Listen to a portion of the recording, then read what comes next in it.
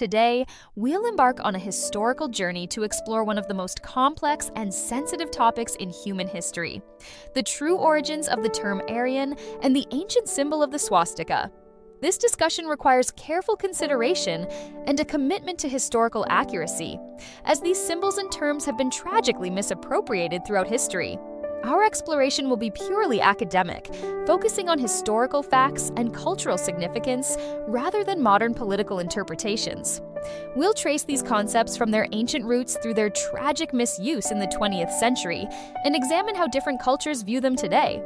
By understanding the authentic history behind these symbols and terms, we can better appreciate how meanings can be distorted and why preserving historical truth is crucial for our collective understanding. The term Aryan has its roots in ancient Indo-Iranian languages, where it originally appeared as Arya in Sanskrit and Arya in Old Iranian. Far from its later misuse as a racial designation, the word initially meant noble, hospitable, or honorable, and was used primarily as a cultural and linguistic identifier rather than a racial one. In ancient Indian texts, particularly the Vedas dating back to roughly 1500 BCE, Arya was used to distinguish those who followed specific cultural practices and spoke certain languages. It referred to people who adhered to the religious and social customs of the time, regardless of their physical appearance or geographical origin. The Rig Veda, one of the oldest known religious texts, uses the term repeatedly to describe people of virtue and ethical conduct. The ancient Persians also used this term prominently.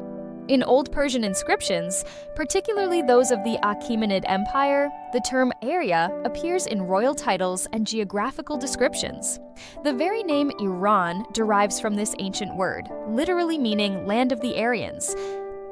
Unfortunately, this rich linguistic and cultural heritage was later corrupted by 19th century European scholars who, misunderstanding or deliberately misinterpreting these ancient texts, began to reshape the meaning of Aryan to fit their own ideological purposes. But in its true historical context, Aryan was a term that unified people through shared values and cultural practices, not through any concept of racial superiority or physical characteristics. This purely linguistic endeavor, however, soon became entangled with the period's emerging theories about race and human origins. European scholars, operating within the colonial mindset of their time, made a critical error in conflating language families with racial groups. The comparative philologist Max Mueller played a significant role in popularizing the term Aryan in academic circles, though he specifically used it to describe a language family rather than a race. However, his work was frequently misinterpreted by others who were eager to establish hierarchical racial classifications.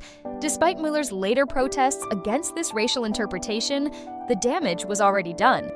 French aristocrat Arthur de Gobineau became particularly influential in transforming linguistic theory into racial ideology. His essay on the inequality of human races popularized the concept of an Aryan race, which he claimed was superior to all others. This pseudo-scientific theory gained traction among European intellectuals who were seeking scientific justification for colonial expansion and racial supremacy. German scholars like Houston Stewart Chamberlain further developed these ideas, arguing that the supposedly pure Aryan race was responsible for all major human achievements. They selectively interpreted archaeological findings and historical texts to support their predetermined conclusions about racial superiority. This manipulation of evidence created a dangerous pseudo-history that would later have catastrophic consequences.